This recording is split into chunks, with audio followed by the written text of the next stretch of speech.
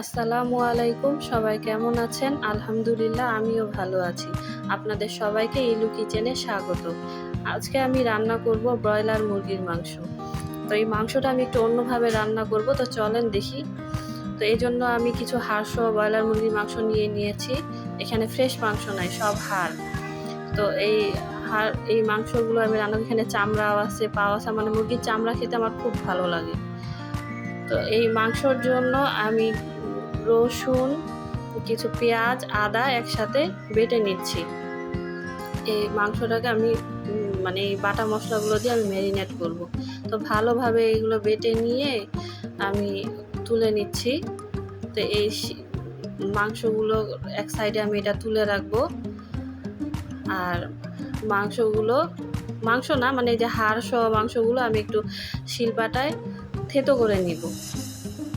যে এক এক করে আমি এখানে বিছিয়ে দিচ্ছি। মাংসগুলো আমি একটু শিলটা দিয়ে একটু থেতলিয়ে নেব। এই মাংসটা একটু আমি অন্যভাবে একটু রান্না করতে যাচ্ছি, যে দেখি কেমন লাগে খেতে।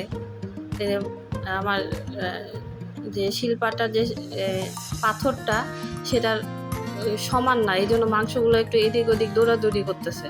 তো এগুলো আমি এই জন্য ধরে ধরে ছেঁচতেছি। তো এক সময় আমি এটা এইভাবে না পেরে তখন শিলটা আমি শোয়াই নিলাম, যে না এইভাবে তো করা যাচ্ছে না।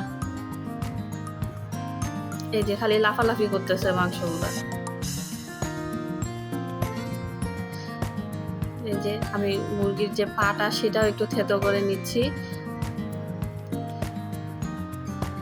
তো এইভাবে করে আমি যে অন্য মাংসগুলো আছে সবগুলো আমি এইভাবে থেতো করে নিয়ে আবার ধুয়ে নিয়েছি পরিষ্কার করে।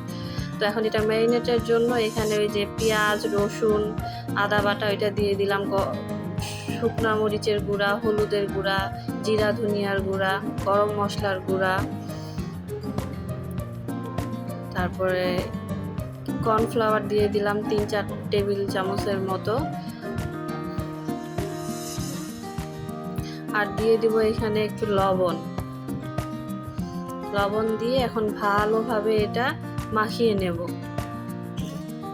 মানে খুব সুন্দর করে এটা মাখাতে হবে যেন প্রতিটা মাংসর গায়ে এই মশলাগুলো লেগে যায়। এরকম করে ভালোভাবে মেখে আমি আধা ঘন্টা বা 1 ঘন্টার জন্য এটা এক সাইডে রেখে দিব। তো মাংসটার মধ্যে আমি কিছু আলু দিব। তো আলুর জন্য আমি কড়াইয়ে তেল দিয়ে দিলাম। এখানে আলুগুলো আমি ভেজে নিব। আলুগুলোর মধ্যে হলুদ, লবণ, মরিচের গুঁড়া দিয়ে আলুগুলো আমি ভেজে নিব। তার প্রতিটা রান্নার মধ্যেই কম বেশি আমি একটু আলু দিই। যে ছোটোবেলায় একটা অ্যাড দেখতাম তীরের, যে বলতো যে তীর, আটা, ময়দা, সুজি, তীর ছাড়া আমার চলেই না। তো সেরকম আমার রান্নার মধ্যে আলু ছাড়া আমার চলেই না। বেশিরভাগ রান্নার মধ্যেই আমি আলু দিই। আলু আমার খেতে খুব ভালো লাগে। তো এই যে আলুগুলো আমি ভেজে নিচ্ছি ভালোভাবে তেলের মধ্যে নেড়ে চেড়ে, মানে একদম লাল লাল করে ভেজে নিব। এখানে ঢাকা দেওয়ার কোনো প্রয়োজন নাই। আলুগুলো আমি ছোট ছোট করে কেটেছি, আলুগুলো এমনিই সিদ্ধ হয়ে যাবে। এই যে আলু ভাজা শেষ, আমি আলুগুলো এখন তুলে নিচ্ছি। তো এই তেলের মধ্যেই আবার আমি মাংসগুলো দিয়ে দিব একটা একটা করে। মাংসগুলো আমি এখানে ভেজে নিব। যে মাংসগুলো আমি দিয়ে দিলাম। মাংসগুলো একটা একটা করে সব আমি তেলের মধ্যে দিয়ে সুন্দর করে আমি ভেজে নিব।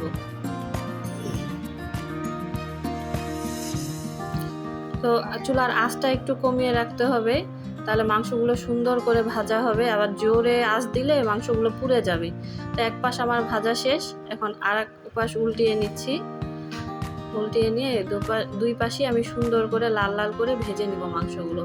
আমি হালকা আঁচ দিয়ে প্রায় 5-6 মিনিটের মতন করে আমি ভেজেছি মাংসগুলো। যে মাংসগুলো সুন্দর করে আমার লাল লাল করে ভেজে নিচ্ছি।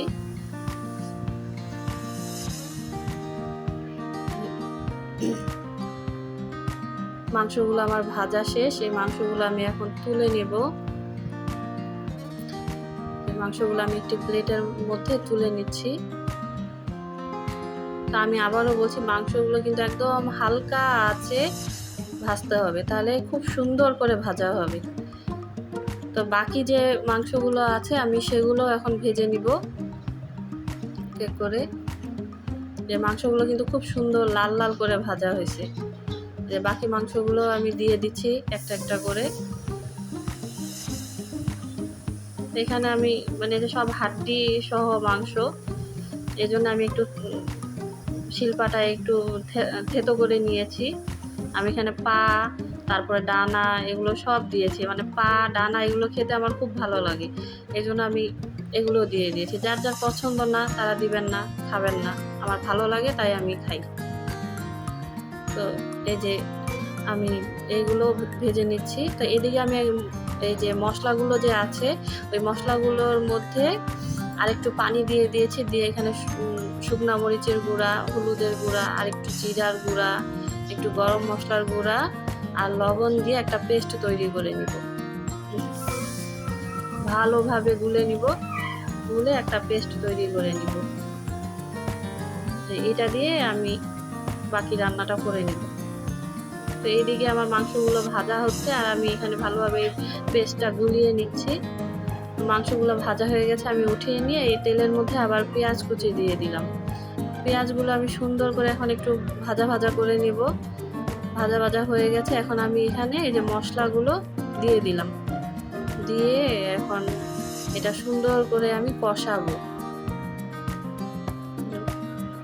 একটু বাটিটা ধুয়ে পানি দিয়ে দিলাম এখানে, দিয়ে এখন মশলাটা আমি কষিয়ে নেব। একটা লেবু চিপে ওখানে আমি দিয়ে দিলাম, মানে খাবারের স্বাদটা যেন একটু বাড়ে।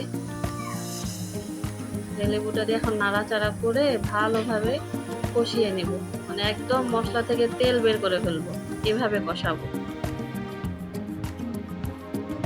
এই যে আমার কষানো প্রায় হয়ে আসতেছে, পানিটা শুকিয়ে গেছে। এখন এখানে আমি দিয়ে দিব আলু, যে আলুগুলো দিয়ে দিলাম। এখানে মাংসগুলো দিয়ে দিব, ভাজা মাংসগুলো। আর আমি যে মুরগির চামড়াগুলো রেখেছিলাম ওগুলো আমি ভাজিনি, ওগুলোও আমি এখন এখানে দিয়ে দিব। চামড়া, কলিজা সেগুলো দিয়ে দিলাম। এখন এটা ভালো করে নাড়াচাড়া করব, মানে একটু কষায় নিব মশলাটার সাথে ভালোভাবে। নেড়ে চেড়ে আমি মশলাটার সাথে মাংস, আলু এগুলো সব ভালো করে মিশিয়ে নিচ্ছি। তো মেশানো হয়ে গেলে আমি এখানে দিয়ে দিব পানি, পরিমাণ মতন পানি দিয়ে দেবো, যেন মানে মাংস আর আলুগুলো যেন আরেকটু সিদ্ধ হয়। পানি দিয়ে আরেকটু আমি নেড়ে দিব ভালো করে। তার মধ্যে আমি এখানে আরেকটু দুধও দিয়ে দিব, যেন মাংসটার টেস্ট একটু অন্যরকম হয়।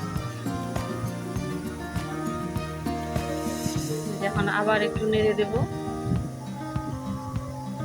ভালোভাবে নেড়ে চেড়ে আমি এখন একটা ঢাকনা দিয়ে কিছুক্ষণ রেখে দিব একটু সিদ্ধর জন্য। এখন একটু ঢাকনাটা উঠিয়ে দেখবো যে কি অবস্থা। এই যে কি সুন্দর হয়ে গেছে, উপরে তেল উঠে গেছে। তো এখানে একটু আমি চিনি দিয়ে দিব। তো আবার আমি মাংসটা সুন্দর করে নাড়বো, নেড়ে নেড়ে আমি মানে এটা কষিয়ে নিব।